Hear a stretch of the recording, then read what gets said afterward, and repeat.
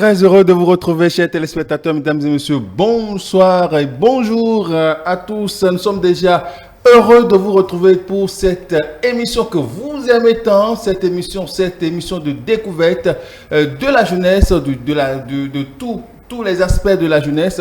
Eh bien, nous sommes déjà en plateau. Nelly Mitia et toute la team de Jeunesse Dorée vous dit bonjour et nous allons revoir le Rialo. On revient pour une poignée de secondes.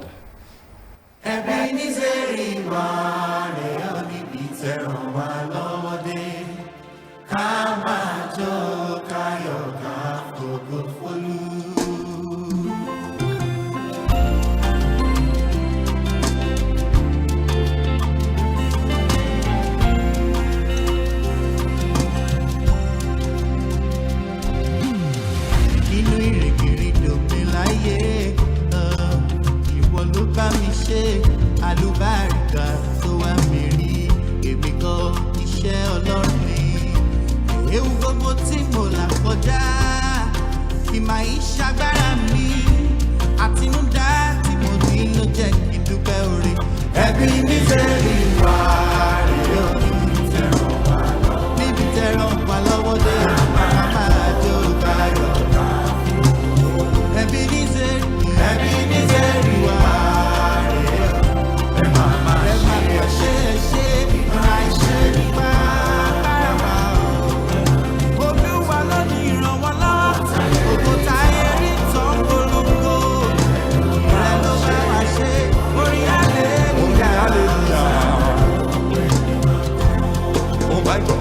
Ṣé ibi tẹ́ ti bẹ̀rẹ̀ ẹ ṣé ibi tẹ́ bá dé àdúpẹ́ Olúwa ibi tẹ́ mú wa lọ torí ìbáṣepọ̀ Olúwa kò ti wà ní tiwa níbo la bá já sí o àmọ́ nísẹ̀yìn àdúpẹ́ àtọ́pẹ́dá. Torí wípé àwọn kan gbẹ́kẹ̀lé kẹ̀kẹ́ àwọn kan gbẹ́kẹ̀lé ẹṣin àpáta gbẹ́kẹ̀lé ibi tó mú wa dérè ibi ògo ní àṣẹ wípé orí hallelujah orí hosanna orí Ebenezer hosanna lókè orí Ebenezer.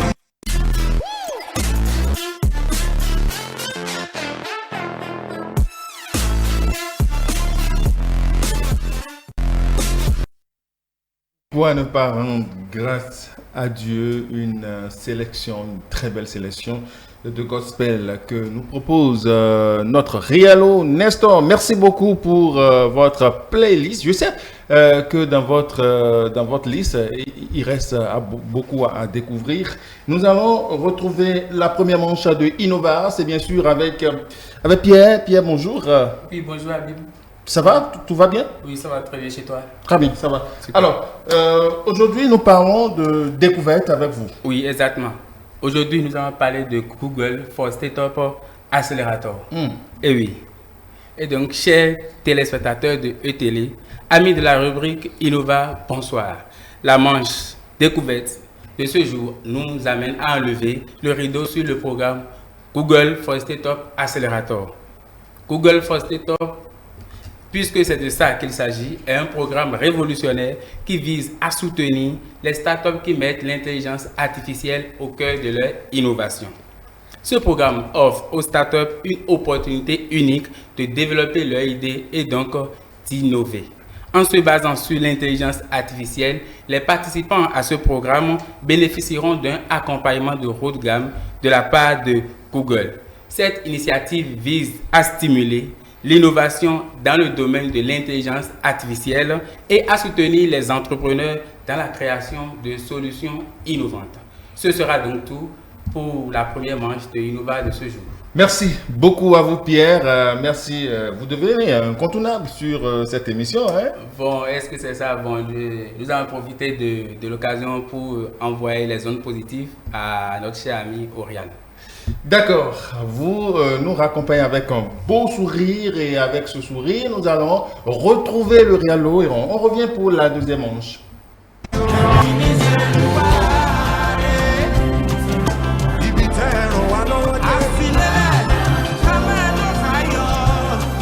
Ibi tẹ́ ti bẹ̀rẹ̀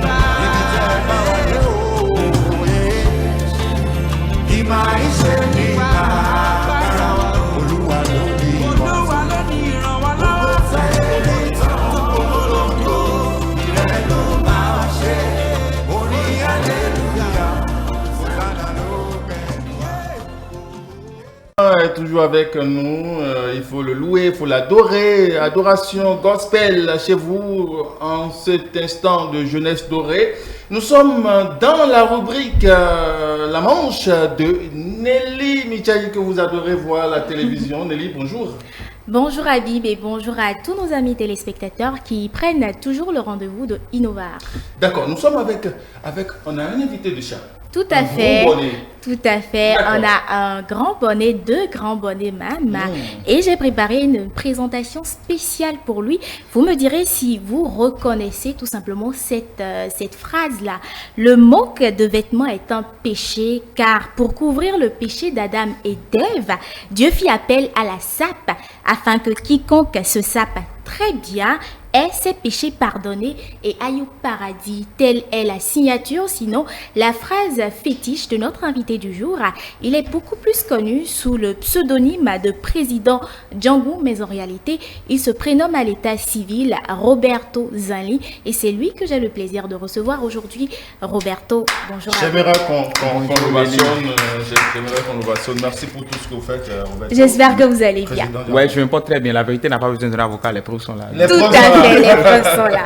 Alors, notre second invité sur ce plateau, vous le connaissez certainement déjà puisque c'est un habitué de Innovar. Il s'appelle Spero Faladé. C'est une grande pointure en termes d'analyse, de stratégie et d'innovation. Il sera là aujourd'hui pour nous dire comment est-ce que toutes ces innovations-là, notamment les innovations du président Django, peuvent aider aujourd'hui à faire éclore le Bénin en termes d'économie, en termes de développement, tout simplement. Bonjour à vous, j'espère que vous allez bien.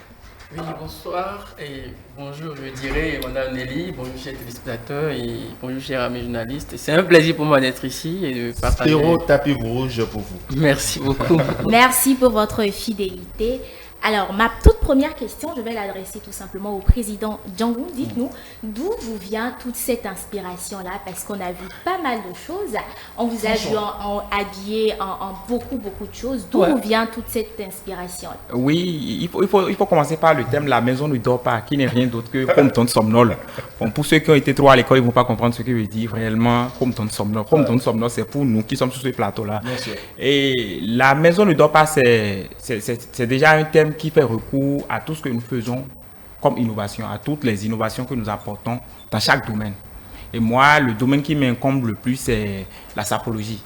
Et comme vous venez de le dire, on a dit, pour couvrir le péché de Adam et de Ève, Dieu fit appel à la sape, afin que quiconque se sape très bien ait ses péchés pardonnés et aille au paradis. Pourquoi? Vous savez, le corps de Dieu, on en prend soin.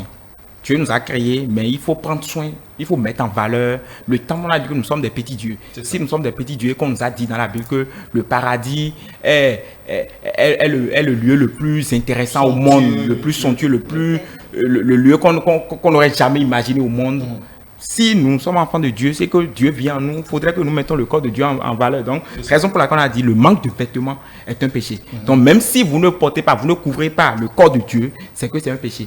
Et c'est dans la recherche de couvrir ce péché-là que les innovations naissent. Parce que n'importe où je suis, je me dis qu'est-ce que je dois apporter, qu'est-ce que je peux faire, quelles sont les matières. Ici déjà, je peux utiliser ces micros-là et en transformer un vêtement parce que on se dit, le sapeur, n'importe où il est capable d'aller quelque part nuit et de revenir habillé. Voilà. Donc il peut s'habiller avec n'importe qui. On peut imaginer vous voir nu. Non, nu, non. Vous savez, tout ce que fait, c'est... On a dit couvrir le corps de Dieu. D'accord. Couvrir le corps de Dieu. Lorsque vous êtes nu, c'est déjà un péché. Là, ça pouvait déjà recours à un manque de vêtements. Donc c'est important de couvrir et de bien. C'est même porte-nouveau pour ne pas dire capital. D'accord. Pour ne pas dire capital, d'accord. Et très drôle avec ça. Alors, dites-nous, Monsieur Spero, est-ce que ces innovations-là peuvent quand même contribuer au développement du Bénin? Parce que, à la limite, on a tendance à penser, il y a certains détracteurs du président Django qui disent que ça sombre dans le ridicule. Peut-être. Est-ce que pour vous, c'est quand même exploitable en termes d'innovation et de développement? Alors, merci beaucoup. C'est déjà une question très importante. Alors, surtout dans le secteur de l'art, de la mode principalement, on ne peut pas parler d'innovation sans parler de culture, sans parler de tradition, sans parler de réalité socio-culturelle. Donc, la mode dans le contexte de l'innovation, c'est une vitrine pour montrer à la face du monde ce que nous avons qu'ils n'ont pas. C'est aussi notre capacité de nous adapter à une époque Et l'innovation dans le secteur de la mode, c'est d'aller au-delà de ce que les gens peuvent penser, apporter une touche particulière. Et je pense qu'il le fait très bien. Et j'ai tendance à dire, parce que je suis souvent abonné à ces réseaux et tout, que c'est probablement le Kanye West béninois que nous avons, dans une certaine limite, sans pour autant faire une comparaison. Comparaison n'est pas forcément raison. Donc je dis, ce qu'il fait peut apporter d'abord de la visibilité. Et un pays sur lequel il y a de la visibilité, c'est déjà un avantage. Les gens vont chercher à creuser. Ils viennent d'où? Qu'est-ce qu'ils font? Et indirectement, il met en amont les cultures, en fait, et les traditions de notre pays. Donc, c'est déjà un gros avantage qu'il faut remercier et qu'il faut protéger, à mon avis. Donc, D'accord. voilà. Et Président Djongo, je suis quand même curieuse de savoir, qu'est-ce que vous pensez aujourd'hui de tous ceux-là qui disent que, bon, voilà ce que vous faites, c'est intéressant, mais à la limite, c'est ridicule, ce n'est pas beau, ce n'est pas valorisant. Qu'est-ce que vous leur direz? Bon, vous savez, chacun est dans ses idées. Hein, et vous allez constater généralement sur les réseaux sociaux et autres là. Je ne suis pas trop dans les commentaires parce que vous savez, le créateur est cette personne-là qui vit dans un monde à part. Moi, je vis dans un monde à part. Et pour que vous sentez ce que je fais, pour que vous appréciez, il faut que vous soyez de ce monde-là.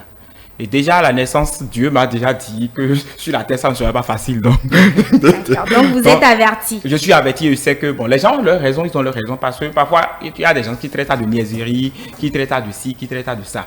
Mais il faut dire, je suis armé de passion. C'est la passion et le don. C'est la passion. Et lorsque vous êtes une personne qui est vraiment... qui habite en vous la passion et le don, rien ne vous arrête. Donc je crois que les personnes, ils ont leur raison, et puis c'est normal. Et vous savez, tout ce que vous faites dans ce monde-là, s'il n'y a pas de critiques, vous n'évoluez pas. Je suppose que c'est des critiques vestimentaires. Donc c'est normal que les gens puissent apporter des critiques vestimentaires. Et ça va aussi vous aider à vous améliorer. Oui, tout à fait. Et d'où est-ce que c'est parti? Parce qu'au départ, on ne vous connaissait pas autant sur les réseaux sociaux. Pourquoi avoir décidé de commencer à beaucoup plus afficher ce style vestimentaire-là? Oui, il faut dire, bon, c'est vous qui ne me connaissez pas. Sinon, il faut dire, je suis dans cette histoire-là depuis déjà 12 ans, 13 ans. Ah d'accord. Oui, mais vous savez, ce que je fais, il faut beaucoup investir. Donc, entre-temps, il fallait trouver des ressources financières pour acheter des matériels avec lesquels... Tout ce que vous voyez sur les réseaux sociaux, toutes les sapes, c'est moi-même qui les conçois. C'est moi-même qui... Parce qu'au départ, il faut dire, c'est un peu compliqué. Quand tu vas chez un couturier, que tu lui proposes tes idées, il te dit non, c'est du perte du temps. Vous imaginez un couturier en train de couper du tissu pour coudre ça à un cheval, à une moto. Donc, il trouve que c'est beaucoup de choses. Donc, quand moi je viens à la maison, j'ai commencé déjà par dessiner mes trucs en maquette, transformer ces maquettes en produits finis. Donc, j'ai commencé il y a longtemps, mais il faut forcément de moyens financiers. Je remercie mon travail que je fais, le boulot que je fais. Je suis décorateur à la base, d'accord. J'ai une entreprise de formation professionnelle, sans savoir faire la publicité, hein, professionnelle Vous le faites déjà. Professionnelle en décoration événementielle, et là, etc. on voit, je ne vous coupe pas, mais Oui. là, on voit que vous portez un matelas carrément. Oui, là, c'est tout un matelas. Carrément. Quel est le message? Non, que le ça message, fait? là, il faut dire, en Afrique, on a du mal à faire un déménagement en pleine journée. D'accord. Et c'est à cause d'une seule raison. La seule raison, c'est à cause de la qualité du matelas. D'accord. Vous savez, en Afrique, le matelas ne se jette pas. Le matelas se transmet de génération en génération. Donc, tout à fait. Tout à fait. c'était pour ressortir On cette est des histoire-là. pros du recyclage. Tout à fait. Rien ne se Mais jette. comment est-ce que Tout se réutilise. vous êtes arrivé à vous introduire dans Oui, le- c'est ça on appelle le génie. C'est le génie. Donc, on n'arrive pas à expliquer. Alors, Là, ce sont les secrets du métier. sans pour autant vous couper, vous avez posé une question qui est aussi importante. Parfois, certains ne comprennent pas ce que vous faites. Et je pense que dans le contexte de l'art, ce n'est pas ce qu'on voit à l'œil nu qu'il faut apprécier, mais c'est parfois le message transmis. C'est l'émotion que l'on ressent à travers ce qui est vu qu'il faut apprécier. Donc, il faut aller au-delà du physique. Il faut rentrer dans l'esprit de celui qui le met. Et se dire, alors, ce qu'il fait, ça rime à quoi? Par exemple, la photo du matelas. Personne, très peu, pourrait penser au fait que c'est relié au déménagement, par Tout à exemple. fait, Bien sûr. tout Donc, ce à qu'on fait. pourrait faire... On se dirait c'est ridicule, mais Voilà. au fond, c'est un message que Exactement. ça passe. Donc, ce que vous pourrez faire, apporter un plus à votre innovation, c'est déjà à travers vos publications. Peut-être à la fin de votre photo ou en description Une de vos photos. légende, tout Une à fait. légende. Pour expliquer Vous dites, le bon, voilà. message. Et là, les gens vont dire, ah oui, ça veut dire que j'avais une fausse idée de ce qu'il Ouais, disait. ouais, bien sûr. Et par conséquent, vous allez voir, vous aurez d'ici là peut-être des disciples comme le Christ. J'espère qu'il n'y aura pas de Judas à l'intérieur. Donc voilà un peu. Cela suscite justement une question. Est-ce que vous avez déjà pensé à transformer ça ou à la base, quel est le message, quel est l'impact que vous voulez créer quand vous avez débuté cette aventure-là? Oui, l'objectif, c'est déjà d'avoir des disciples, comme il vient de le dire, hein, d'avoir les disciples Des sapeurs? des sapeurs un peu partout dans le monde. Mais quel type de disciples?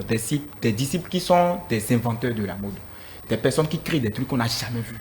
Parce que vous savez, la mode, c'est... Moi, déjà là-bas, je me dis, il faut que je porte un truc lorsque je descends à un endroit que tout le monde puisse m'observer.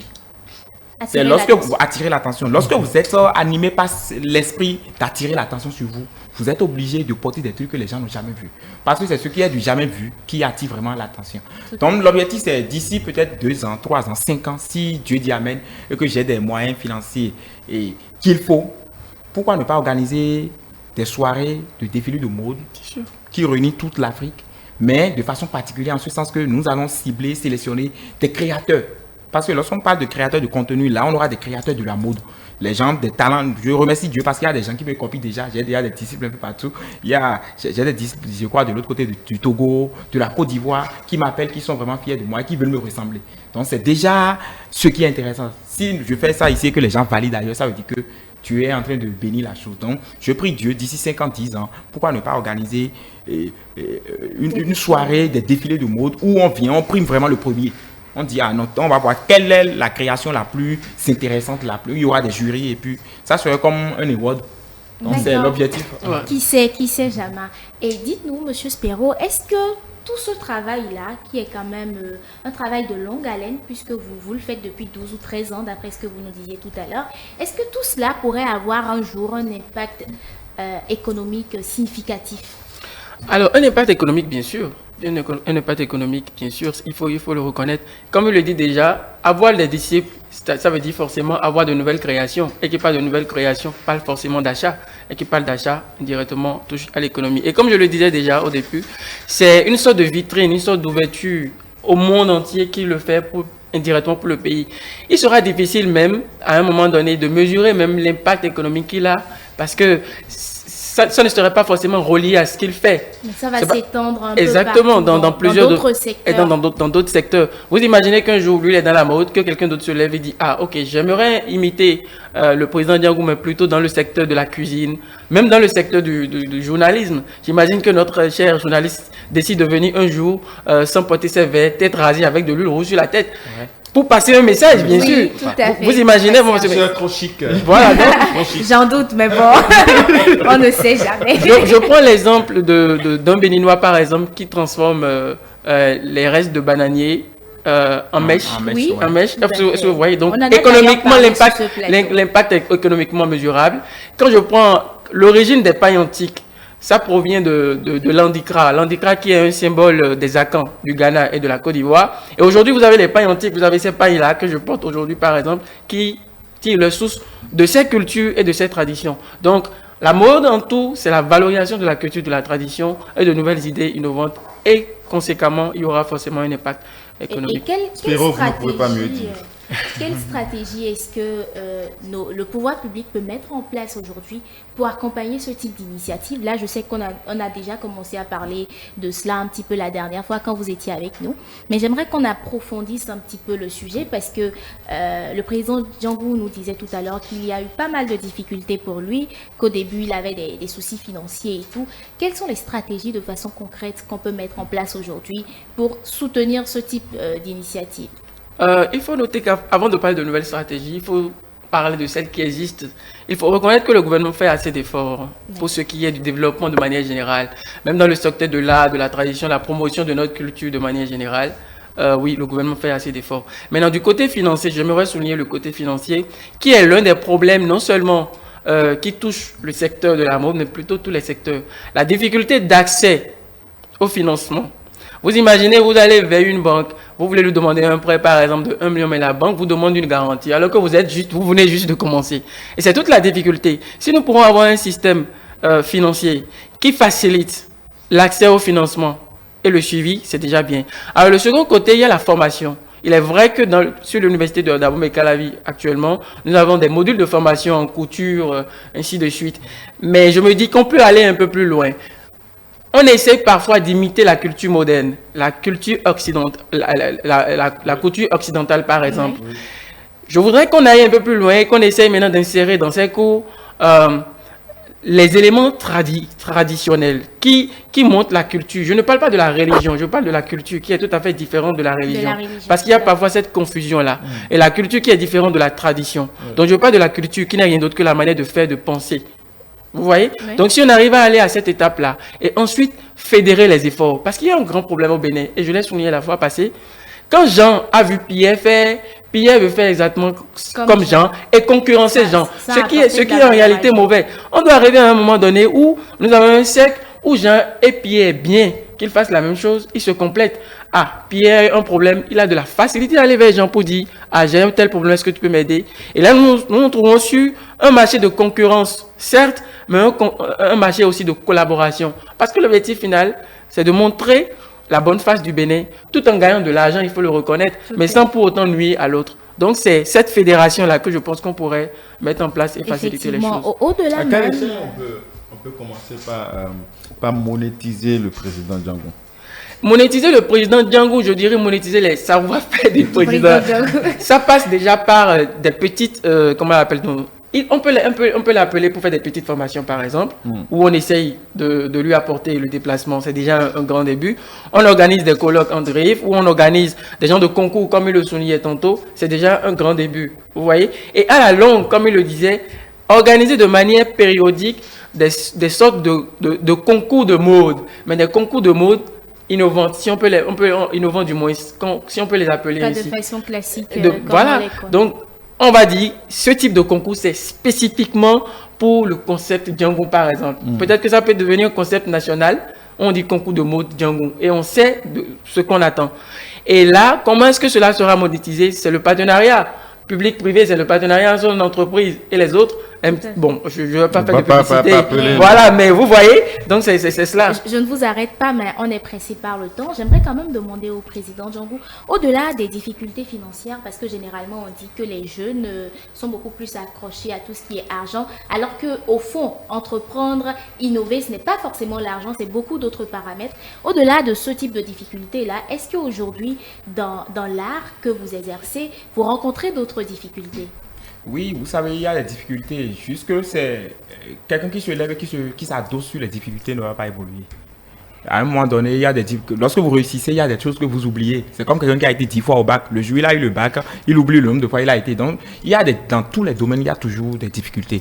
Seulement, les difficultés les plus pratiques, c'est les critiques auxquelles nous sommes déjà habitués. C'est notre État qui ne voit pas peut-être encore la chose de la même manière que moi je les vois. Sinon, à part ça, quand vous avez la passion et le temps, ça marche toujours. Et moi, je l'ai toujours dit, rien ne va m'arrêter. Je suis là, je suis spirituel. La mode, c'est spirituel. Si vous n'êtes pas... Quand il dit spirituel, il faut être spirituel pour comprendre. Si je dis... Donc, rien ne va m'arrêter. Je suis né pour ça. Je vais le faire jusqu'à... Et lorsque vous consultez mes canaux ou bien mes réseaux sociaux, vous allez constater que même déjà, mes progénitures, que ce soit ma famille, eux tous sont déjà dedans. Or, au départ, ce n'était pas ça. Donc, quand vous êtes autour de moi, je vais vous contaminer. Et d'ici quelques années, je vais contaminer aussi le Bénin. C'est de la dictature. Pour de la dictature, tout simplement. De la dictature vestimentaire. J'aimerais quand même rester avec vous un petit instant et vous demander votre mot de la fin. Bon, le mot de la fin, c'est de remercier des personnes des médias, parce que c'est grâce à vous que je sors vraiment... Et lorsqu'on quitte les griffes ou bien les guillemets de l'Internet, il y a la télévision, il y a les radios, il y a les plateformes de l'État qui nous permettent de faire la promotion. Donc, c'est déjà, vous contribuez déjà à mon développement. Quand vous parlez de monétisation tout à l'heure, ça, c'est déjà une monétisation parce que forcément, ça sera diffusé et les gens verront. Et puis, c'est ça déjà, c'est ce qu'on demande. Donc, merci à toutes ces personnes à cause de qui la maison E-Télé ne dort pas. Et merci à tout le monde. Home Don't Somnol. Quand je vais lancer mon site web, vous n'allez pas prendre l'argent pour moi pour faire le branding. Je vous en prie, tenez-vous tranquille. Alors, monsieur Spiro Paladé, votre mot de la fin, c'est quoi? Alors, je tiens d'abord à vous remercier pour l'opportunité à nous accorder. Et je tiens à souligner que au Bénin, nous avons un grand souci. Nous attendons que les choses marchent avant d'accompagner, alors qu'il faut accompagner pour qu'ensemble ça marche. Et donc, j'attire l'attention de toutes ces personnes qui pourront aider d'une manière ou d'une autre le président Django à le faire. Et je remercie une fois encore iTélé pour cette opportunité à nous donner pour pouvoir discuter de thématiques assez intéressantes et qui permettent en fait de pouvoir découvrir de nouveaux talents du moins, comme Monsieur Django. Voilà, donc merci beaucoup. Merci beaucoup à vous. Ils étaient deux aujourd'hui sur Innova. Il s'agit du président Django, son pseudonyme, mais à l'état civil, il se prénomme Roberto Zali. Il était également avec nous, Spero Falade, stratégique innovateur, et on a parlé de mode et de comment est-ce que l'innovation dans le secteur de la mode peut aider aujourd'hui à révéler le Bénin à travers le monde. Alors, c'était Innovar tout simplement, et nous venons juste de finir. Ma jeunesse dorée continue, n'est-ce pas? Merci beaucoup, merci Jeunesse Dorée continue, merci Spero, merci Président Django, rentrez bien. Bon retour à vous Spero. On se retrouve sur cette même émission où vous avez un mot à dire. Non, juste merci et j'espère qu'on se verra bientôt. On se verra, il y a pas. Pour ça, je n'ai pas peur. D'accord.